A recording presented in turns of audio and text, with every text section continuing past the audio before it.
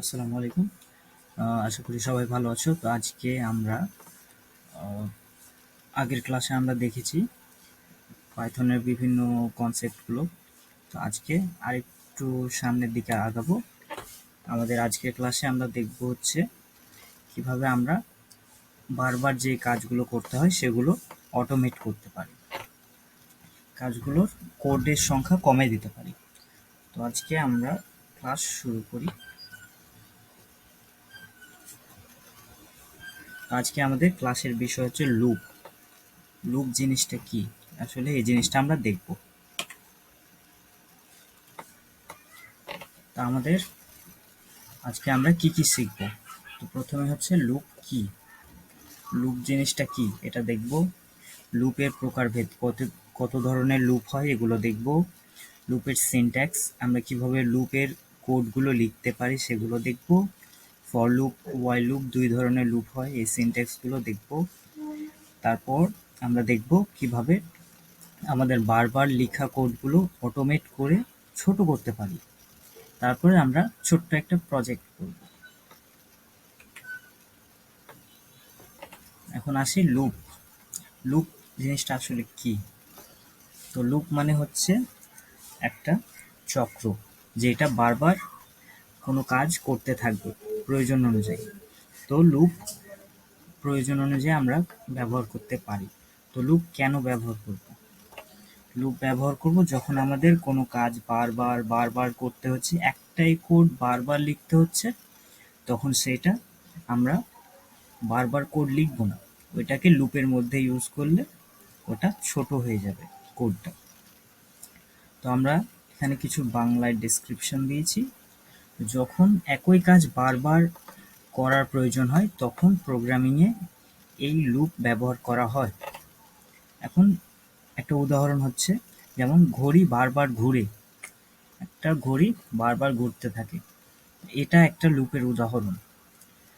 বারবার একটা কাঁটা ঘুরতে থাকবে একই জায়গায়, আবার ঘুরে আসবে। সেকেন্ডের কাঁটা যদি ধরি আমরা, তাহলে 12 থেকে শুরু হবে, এখানে 12 থেকে যেয়ে আবার ঘুরে 12 আসবে, আবার ঘুরে 12 আসবে, বারবার চলতে থাকবে। বাকি কাঁটাগুলোর ক্ষেত্রেও সেম। তো আমরা চলো একটা ছোট্ট কোড লিখি। 10 বার আই লাভ পাইথন লিখি। এটা একবার লিখে দেখি, ঠিক আছে? তার জন্য আমি চলে যাব একটা কোড এডিটরে। একটু ফন্ট সাইজটা আমি বাড়াই নেব যাতে তোমাদের দেখতে সুবিধা হয়। আমি লিখবো এখন আই লাভ পাইথন। ওকে, আমি আই লাভ পাইথন লিখলাম, কিন্তু আমার এটা 10 বার লিখতে হবে। তো তখন বলবো আমরা এটা কপি পেস্ট করে নেব 10 বার, তাহলে হয়ে যাবে। এখন যদি রান করি এটা, তাহলে আমাদের এটা 10 বার প্রিন্ট করে দিবে। কিন্তু আমরা যদি এটা 100 বার বা 1000 বার বা 1 লক্ষ বার যদি আমাদের এটা প্রয়োজন হয়, তখন কি করব?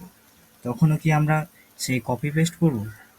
না, কপি পেস্ট করলে সেই কোডের রিডেবিলিটি বা পড়ার যোগ্যতা এটা নষ্ট হয়ে যায়। তো সেজন্য আমরা প্রোগ্রামিংয়ের ভাষায় এটাকে লুপ বলি। তো লুপ ব্যবহার করলে আমাদের এই কোড বারবার লিখতে হবে না।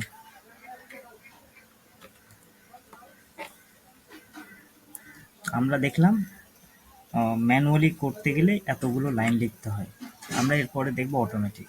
কিন্তু তার আগে আমরা দেখব লুপ কত প্রকার। লুপ হচ্ছে প্রধানত পাইথনের সিনট্যাক্সে লুপ দুই প্রকার, ফর লুপ এবং ওয়াইল লুপ। দুই ধরনের লুপ আমরা ব্যবহার করতে পারি। তো ফর লুপটা হচ্ছে একটা নির্দিষ্ট রেঞ্জের ভিতরে আমরা দিতে পারি, যেমন 1 থেকে 10 পর্যন্ত চলবে। যদি কন্ডিশন আমরা এইভাবে দিই, শর্তটা 1 থেকে 10 পর্যন্ত চলবে। এবং এখানে আরও কয়েকটি কিওয়ার্ড আছে যেগুলো আমরা সামনে জানবো। 1 থেকে 10 পর্যন্ত চলবে ফর লুপ। আর ওয়াইল লুপের ক্ষেত্রে যদি দেখতে যাই, তাহলে ওয়াইল লুপ একটা কন্ডিশন, আলাদা রকমের সিনট্যাক্স, যেটা রেঞ্জ দেওয়া থাকে না, আমাদেরকে কাউন্টার ভ্যারিয়েবল দ্বারা এটাকে নিয়ন্ত্রণ করতে হয়। ঠিক আছে, তো এটা হচ্ছে 2 ধরনের লুপ। এখন আমরা দেখব সিনট্যাক্স কিভাবে লিখতে হয় কোডে। তো ফর লুপের ক্ষেত্রে হচ্ছে আমাদের প্রথমে ফর কিওয়ার্ড থাকবে, তারপরে একটা ইনিশিয়ালাইজেশন ভ্যারিয়েবল থাকবে যেটা আমাদের ভ্যালুটা স্টোর করবে, যে কয়বার এটা আমাদের ঘুরছে, কতবার রাউন্ড করছে। তারপরে একটা ইন কিওয়ার্ড থাকবে, তারপরে একটা রেঞ্জ নামে ফাংশন থাকবে, যে ফাংশনের ভিতরে আমরা স্টার্ট লুপের ভ্যালু এবং স্টপ লুপের ভ্যালু দিব। এই স্টার্ট লুপের ভ্যালু সাধারণত 0 থেকে শুরু হয় এবং স্টপ লুপের ভ্যালু n-1 পর্যন্ত যায়। তো যেহেতু আমরা এখানে 11 দিয়েছি, এটা 10 পর্যন্ত যাবে, কারণ n-1, 11 - 1 হচ্ছে 10, তাই 1 থেকে এটা 10 পর্যন্ত যাবে। তো তারপরে আমরা একটা কোলন দিব, কোলনের ভিতরে একটা ইনডেন্টেশন বলে এটাকে।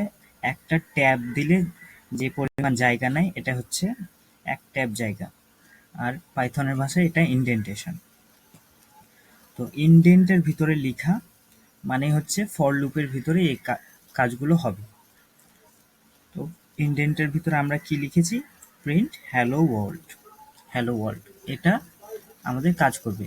কতবার কাজ করবে, এই যে আমরা বলে দিয়েছি এখানে 1 থেকে 10 পর্যন্ত যাবে, 11 পর্যন্ত যাবে না কিন্তু, n-1 10 পর্যন্ত যাবে এবং এটা 10 বার হ্যালো ওয়ার্ল্ড প্রিন্ট করবে। এটা হচ্ছে ফর লুপের সিনট্যাক্স। এখন আমরা দেখি একটু ওয়াইল লুপের সিনট্যাক্স।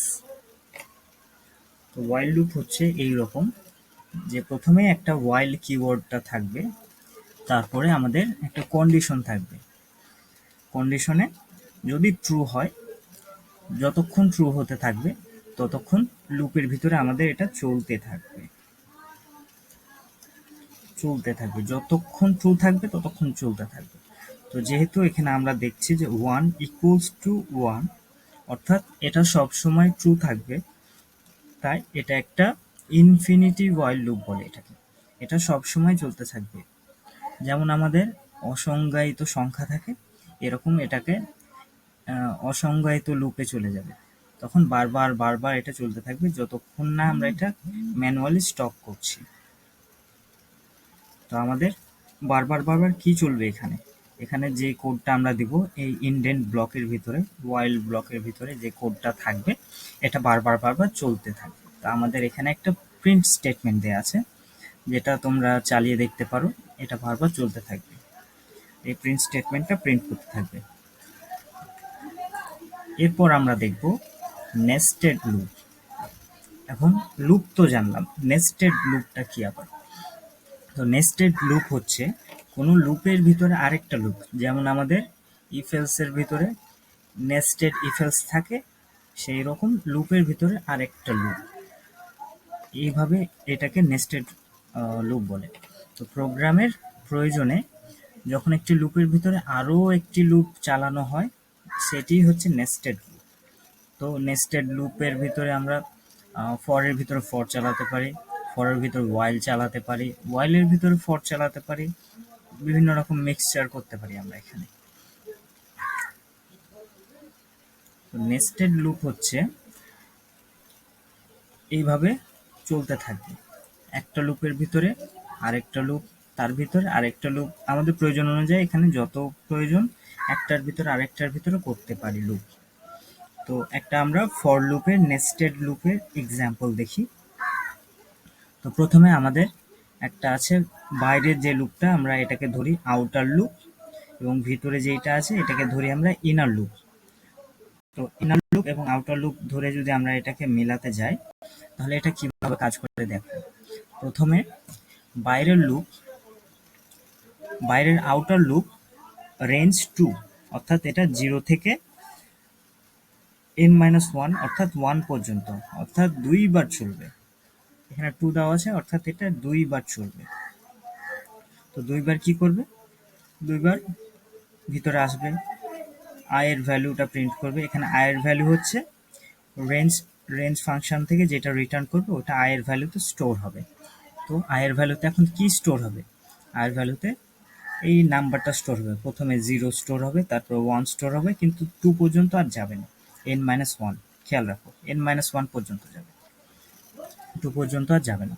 তো প্রথমে আয়ের ভ্যালু 0 আসবে, তারপরে 1 আসবে। কিন্তু এখানে আমাদের আরও কিছু কোড আছে। এই কোড হচ্ছে ইনার লুপ। ইনার লুপে কি হবে, আয়ের ভ্যালু প্রত্যেকবারের জন্য ইনার লুপের পুরো একটা সার্কেল চলবে। অর্থাৎ ইনার লুপে এক ভ্যালুটা যদি আমরা দেখি 10 থেকে আমাদের 13 পর্যন্ত, অর্থাৎ 10, 11, 12 তিনবার চলবে এটা আমাদের। তো বাইরে যখন 0-র জন্য একবার ঢুকবে, তখন এখানে আসবে 10, 11, 12, আবার রিটার্ন যাবে, আবার আসবে 1-এর জন্য, 1-এর জন্য আসবে, তখন আবার এখানে 10, 11, 12 আবার আসবে, দেখবে যে এটা ফলস হয়ে গেছে, আর আসবে না, তখন এখান থেকে এক্সিট করে পরের লাইনে চলে যাবে। তো এটা হচ্ছে নেস্টেড লুপ। আমাদের এখানে আউটপুটের একটা লিস্ট দেওয়া আছে, আউটপুটটা দেখতে পারো। প্রথমে 0-র জন্য 10, 11, 12 তিনবার প্রিন্ট করছে, তারপরে দ্বিতীয়বার 1-এর জন্য আবার ইনার লুপ 10, 11, 12। আউটার লুপের একটা ভ্যালুর জন্য ইনার লুপের পুরো একটা সার্কেল চলবে, আউটার লুপের একটা ভ্যালুর জন্য ইনার লুপের পুরো একটা সার্কেল চলবে। ঠিক আছে, ধরো যে এটা মিনিটের কাঁটা, এটা একবার সার্কেল করার জন্য এই সেকেন্ডের কাঁটাটাকে 60 বার ঘুরতে হবে। এটা একবার ঘুরবে, ভিতরেরটা 60 বার ঘুরবে, আর এইভাবে এটা ইনার লুপ এবং আউটার লুপটা ক্যালকুলেট হচ্ছে। তারপরে আমরা দেখব অটোমেটিক ওয়ার্ক। তো আমরা কিছুক্ষণ আগে একটা কোড লিখলাম, এই কোডটাতে যদি আমরা ফেরত যাই এখন, তো আমরা এটাকে 10 বার আই লাভ পাইথন এটা লিখেছিলাম। এখন এটা আমরা লুপের মাধ্যমে অটোমেট করতে পারি। 10 বার না লিখে আমাদের যদি 1000 বার লিখতে হতো, তাহলেও তো আমরা কপি পেস্ট করতাম না, তখন আমরা লুপ ইউজ করতাম। তো আমরা এখনই লুপটা ইউজ করে দেখি। আমরা প্রথমে ফর লুপ দিয়ে দিই, ফর আই ইন রেঞ্জ 10, আমাদের এটা 10 পর্যন্ত যাবে। 10 পর্যন্ত কি দিবে, আমাদের এইটুকু প্রিন্ট করবে। আমাদের এই কোডটা এখন কমেন্টের মধ্যে আছে, এটা রান করবে না।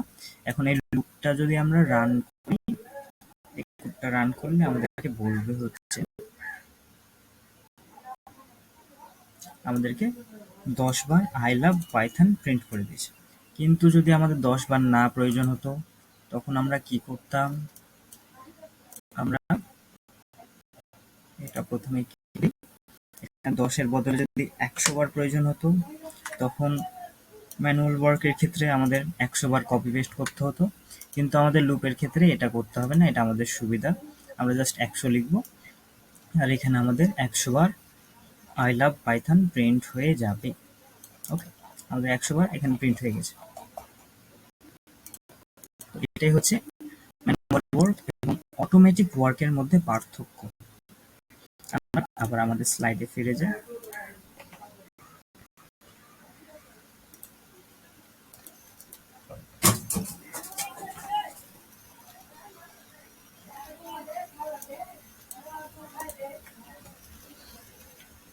আচ্ছা, আমরা অটোমেটিক ওয়ার্ক দেখলাম, এখন সামনে আগাবো।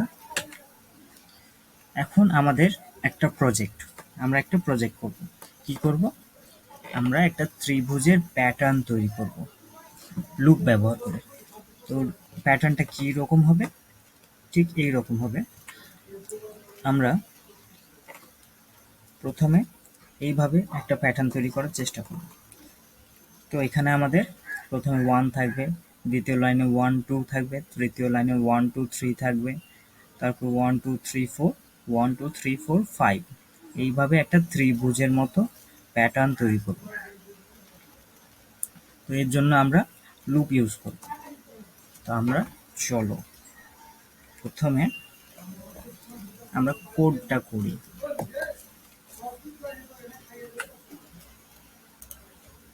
আমরা এগুলো সবকিছু কমেন্ট করে দেব, যাতে আমাদের এগুলো রান না করে। আমরা 5 পর্যন্ত নিব, আমাদের এখানে 1 থেকে 5 পর্যন্ত আছে। তাই আমরা একটা ভ্যালু সেট করে নেব। প্রথমে একটা ভ্যালু সেট করব, n equals to 5, এটা 5 বার চলবে। তারপর আমরা একটা ফর লুপ নিব, ফর i in রেঞ্জ, এটা 1 থেকে n প্লাস 1 পর্যন্ত, অর্থাৎ n পর্যন্ত চলবে, কারণ আমরা জানি এটা n মাইনাস 1 পর্যন্ত চলে, তো আমাদের n পর্যন্ত দরকার, তাই আমরা n প্লাস 1 করলাম। তাহলে এখন n পর্যন্ত যাবে, অর্থাৎ 5 পর্যন্ত যাবে। তারপর আমরা আরেকটা ইনার লুপ নিব, একটা আউটার লুপ নিলাম আর একটা নেস্টেড ইনার লুপ নিব। এখন দ্বিতীয় ভ্যারিয়েবল, এটা একটা ইন্ডিপেন্ডেন্ট ভ্যারিয়েবল, এটা আরেকটা ভ্যারিয়েবল, এটা বাইরে i নিলাম, এখানে j নিলাম। তোমরা চাইলে অন্য কিছু নিতে পারো, আমরা এখানে j নিলাম।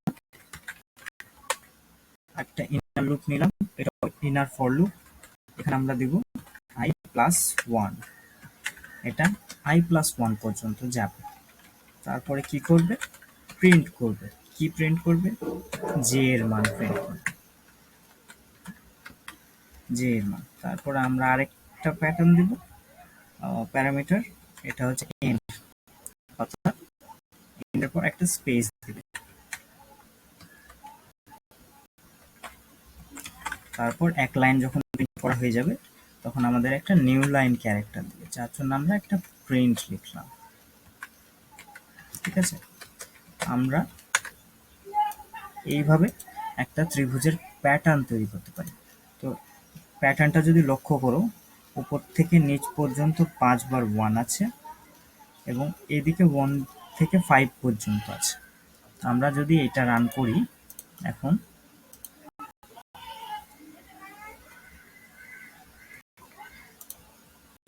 আমরা যদি এটা রান করি তাহলে দেখতে পাবো এই যে 5টা আছে উপর থেকে নিচ পর্যন্ত, আবার এদিকে 1 থেকে 5 পর্যন্ত আছে।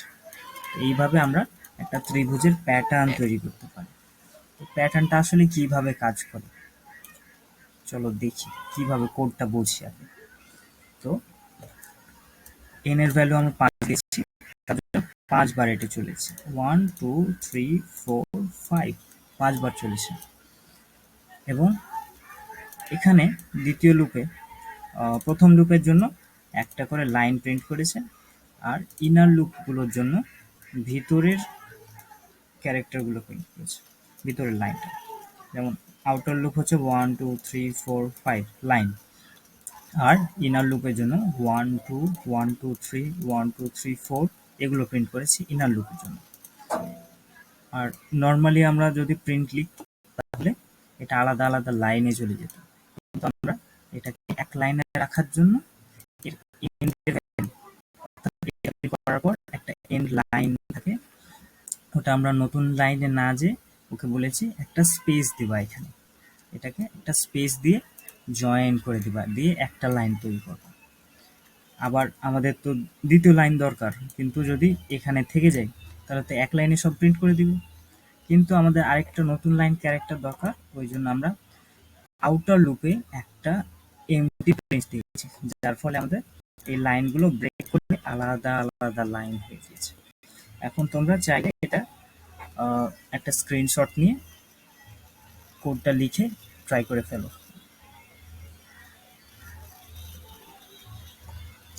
তারপরে আমরা যাব হচ্ছে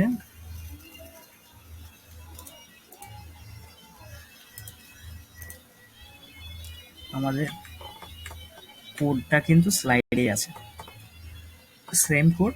তোমরা চাইলে স্ক্রিনশট নিয়ে ট্রাই করে দেখতে পারো, অবশ্যই ট্রাই করবা, ট্রাই না করলে শিখতে পারবো না। অবশ্যই ট্রাই ট্রাই ট্রাই করতে থাকবা, যতক্ষণ না হবে ততক্ষণ ট্রাই করতে থাকবা।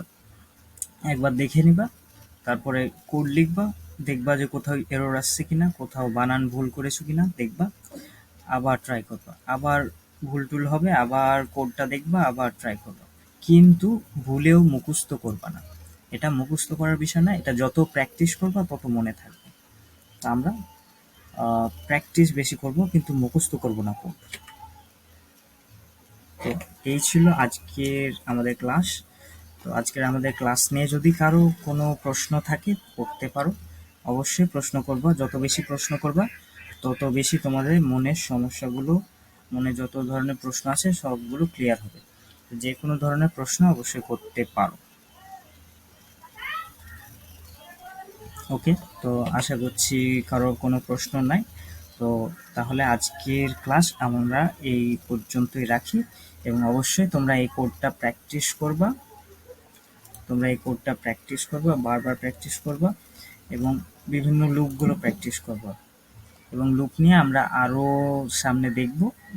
আপাতত তোমরা এই প্রজেক্টটা প্র্যাকটিস করো, এবং নেক্সট ক্লাসে আমরা দেখব যে কারো কোনো সমস্যা থাকলে আমরা এটা সমাধান করে দেব। ওকে, থ্যাংক ইউ এভরিওয়ান। সকলকে জয়েন করার জন্য ধন্যবাদ। আজকের ক্লাস এই পর্যন্তই।